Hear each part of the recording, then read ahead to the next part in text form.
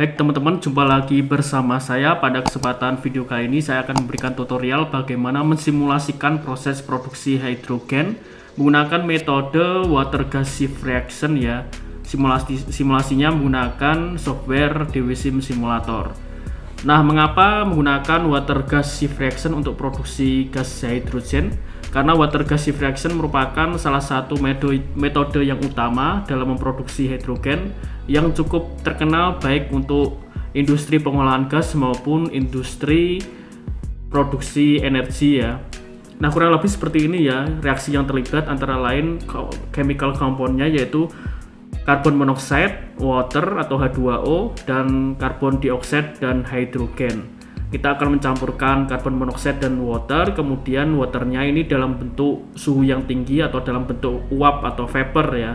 Kemudian dihasilkan karbon dioksida dan hidrogen. Untuk selanjutnya akan beberapa unit operasi teknik kimia seperti mixer, reaktor, Gibbs, cooler, dan separator. Kemudian final produknya yaitu hidrogen nanti akan dihasilkan untuk hidrogennya yang cukup murni ya. Untuk final produknya yaitu sekitar, kita bisa lihat ya, untuk hidrogennya final produknya sekitar 0,99 atau sekitar 99%. Nah, kita bagaimana sih simulasi prosesnya atau alurnya? Kita seperti biasa new steady state simulation, kita klik. Kemudian kita pilih komponnya ya. Tadi apa saja yang terlibat? Karbon dioksida, karbon monoksida ya, water, karbon dioksida, dan tentunya hidrogen.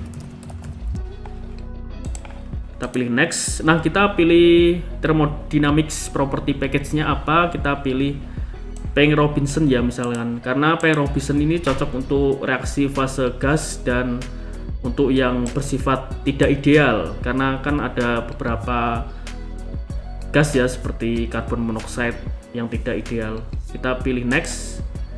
Nah, satuannya apa? Misalkan kita pakai satuan SI Engineering. Nah, ini sesuai dengan kebutuhan ya.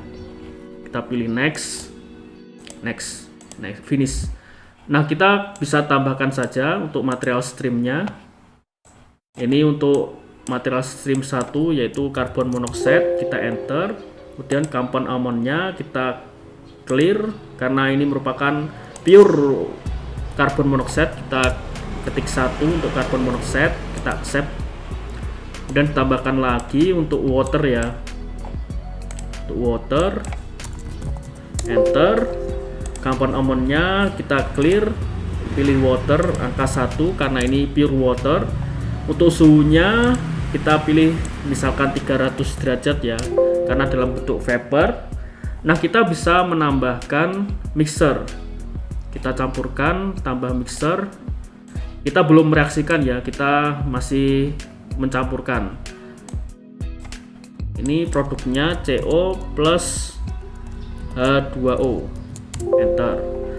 Nah, kita setting reaksinya dulu ya, karena water gas shift reaction ini merupakan reaksi yang mencapai titik kesetimbangan di mana antara laju reaksi mencapai titik di mana laju reaksi maju maupun laju reaksi mundur itu sama, karena dalam water gas shift reaction ini membutuhkan titik kesetimbangan termodinamik. Kita pilih equilibrium dan kita tidak perlu menghitung kinetikanya nanti.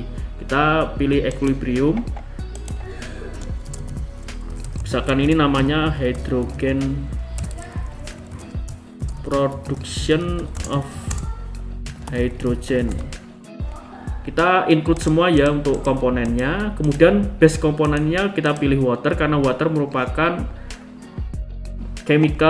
untuk base komponen kita pilih water karena water merupakan salah satu yang ideal ya dan tidak bereaksi. Kemudian juga properti atau data termodinamiknya sudah banyak diketahui.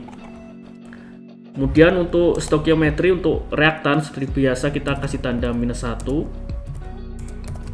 Untuk produk kita pilih angka 1 positif. Untuk produk tandanya positif. Nah, stoichiometry sudah balance ya, udah ada tanda oke. Ini equationnya, kemudian fasenya vapor, kemudian oke saja, kita tutup. Nah, kita simulasikan saja untuk mixernya.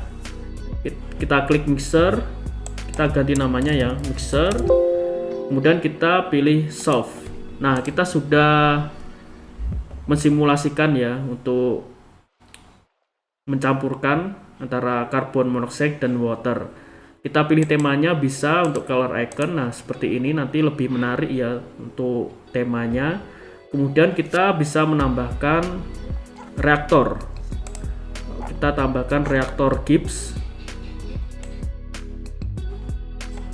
Nah, mengapa dalam water gas shift reaction ini kita membutuhkan reaktor Gibbs, tidak menggunakan reaktor lainnya?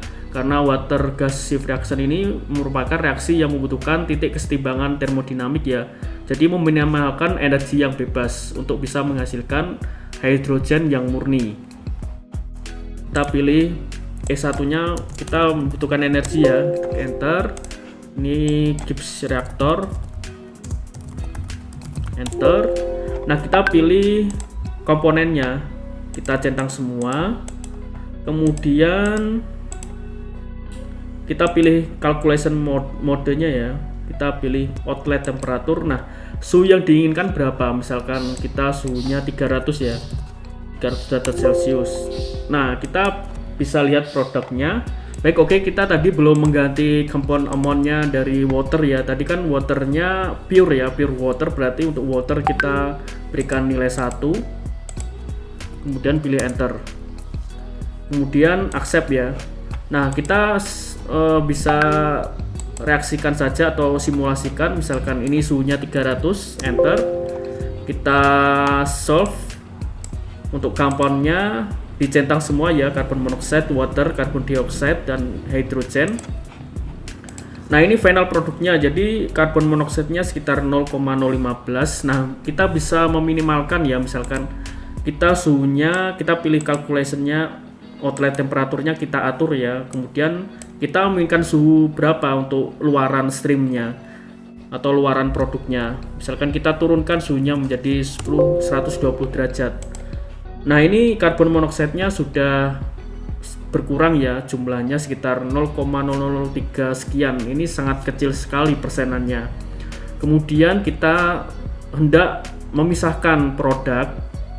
Kita berikan nama ini ya, CO ditambah H2O hasilnya. COH2O hasilnya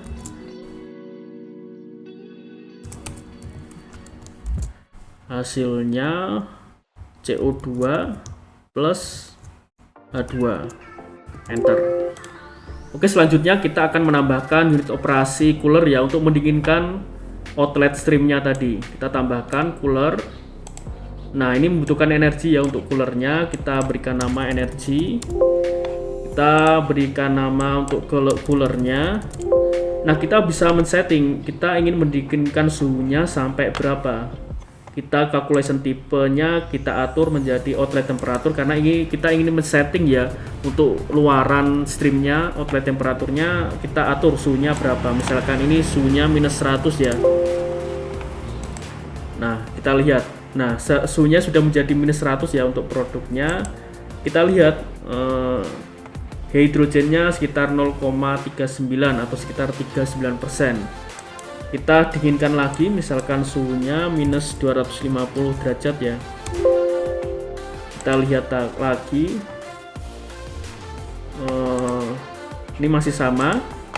Kita setting ke minus 100 dulu outlet temperaturnya. Nah, kemudian untuk hasilnya kita ingin memurnikan hidrogennya yang menggunakan separator. Jadi kita akan memisahkan fase dari campuran, kemudian dirubah fasenya menjadi liquid dan gas. Nah, gas hidrogen ini merupakan produk final produknya. Kita masukkan flow sheet objeknya untuk gas liquid separator ya. Kita drag.